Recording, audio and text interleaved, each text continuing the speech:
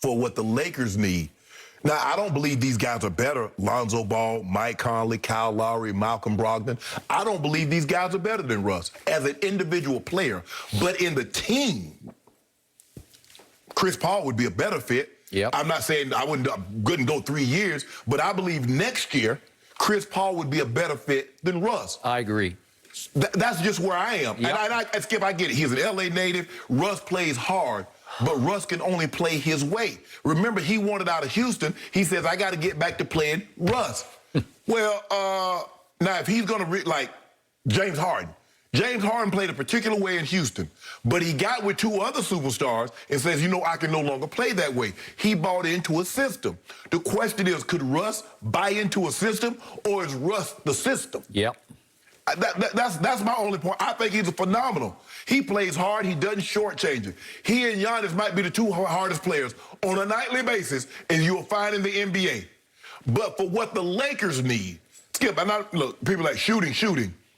I don't know if anybody noticed this, but I'm going to break it to you. You do realize the last 2 teams that won the championship didn't shoot the 3 ball very well. The Lakers in the bubble and the Bucks were awful.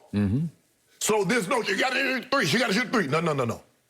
If you got size and you can dominate the boards, which the Lakers dominated the Heat, which the Bucks dominated the Sun, guess what? Ta-da, you win. So everybody, this notion about you need 3-point shots to win, Skip, but at some point in time, you're going to have to shoot some threes. Skip, Russ shot 31%. Russ in his career is a 31% three-point shooter. Yep. He shot 31.5 last year. 30.5. Oh, his career. Yeah, his career is 30.5. Yeah. He was a tick above his career at 31.5 last year. Skip, I don't get this. I really don't. And like I said, I like Russ. I think he's a phenomenal talent. Yeah. But I don't think he's the right person in this situation for the Lakers. Okay. I want everybody out there in viewer land to try to grasp this concept. I agree with every word you just spoke, but think about this. We're talking about a first ballot Hall of Famer, Russell Westbrook, who is 32 years of age, and again, next year will be year 14, but he's not playing old at all. Right. We're talking about a man who once again last year for Washington averaged a triple-double. 22, 12, and 12. Right. We're talking about a man whose 12 assists a game last year led the NBA. We're talking about a man who 3 of the last 4 years has led the NBA in assists. That man, Russell Westbrook, lock first ballot Hall of Famer, right? Yeah. Is a bad fit for LeBron James and Anthony Davis. And he just is. Because I think I'm on solid ground saying there's never been any player like Russell Westbrook. You brought up Giannis. He's a miniature Giannis in effort, except there's one big difference. His effort is only on offense. Giannis's effort is full court both ways, both sides of the ball, as hard as he can play offense and defense, every last dribble. Russell Westbrook plays all out with a rage hard on offense. He has a rage to star more than to win, to me. And oftentimes, he manages to sacrifice winning the basketball game for getting his stats. And he is the all-time stat machine. I mean, for the last 5 seasons, he's averaged a triple-double. Those 12 we rebounds thought it was impossible. And the 12 rebounds, Skip, what? Got to put him in like top 5, top 7 as far as rebounding, and he's a point guard. Okay, he's a point guard. And yet, he would be a terrible fit to me for a LeBron James, who is still the best passer in basketball. Russell Westbrook has figured out how to get his big men involved where he drives it, and if he doesn't think he can get to the foul line or get to the rim, he'll just leave it on the floor for a big man to take one bounce with it and dunk it. So he realized if I do that enough, I can average, I can lead the NBA in assists. But I never feel like Russ is running the offense, quarterbacking the show, getting everybody the perfect shot at the perfect moment. It doesn't feel Chris Paul-ish to me at all. It doesn't feel LeBron-ish at all to me, because LeBron has genius about, I got to get him a shot at this point, at this stage of the game, where I'm going to hit Kyle Kuzma right in the shooting pocket with the perfect skip pass all the way across court. I'm going to hit him right there so he can just sit and fire and make that 3. That's LeBron's genius. He has great court vision and anticipation. This is all hard for Russ. He has to force the assists, and he forces the rebounds. And you can't tell me that the rebounds hurt their team, because they don't. Right. But a lot of times he's taking rebounds away from bigs because he just out-hustled them to the basketball, right? Right. And he wants free throw rebounds, which sometimes are a little cheap, right? So the point is, he's a bad fit because he's not a point guard. He's a scorer, and he has led this league in scoring twice. He's led the whole league in scoring twice, but he can't shoot. Huh? Well, that's kind of Giannis-like, right? Well, he can't shoot because he's always been a terrible three-point shooter. He's still, at least Giannis doesn't take that many threes. You blast him when he takes any at all. Anything over one is too many. Anything over zero actually is too many for Giannis. Well, Russ is up there in the middle of the pack and taking threes.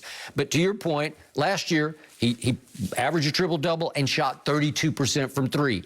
That ranked 150th of 156 players. 150th, well, that's a liability to me. Right. Then his free throws have come and gone, and he's up there around mid-70s his career. But last year he shot 66% from the free throw line.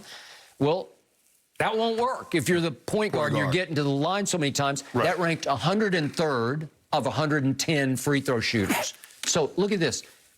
Three-point and free throw shooting, he is at the bottom of the barrel in both categories, which undercuts the team's ability to win, which is why the team last year, they rallied late and they finished 34 and 38. 34. So they were 4 games under 500. And in the first round, they had to win the second play-in game, remember, against Indy, right? Right. And yet Philly knocked him out in 5 games. In the Philly 5-game series, Russ shot 33% from the floor. From the floor. Well, that's Giannis awful. Just shot 62% from the floor, right? Yes. Okay, so it won't work. And he also averaged 4 turnovers. And he has led the league in turnovers repeatedly because he's going to be high risk, high turnover. Skip, you and I say, and we're not saying that Russ isn't a great player. No.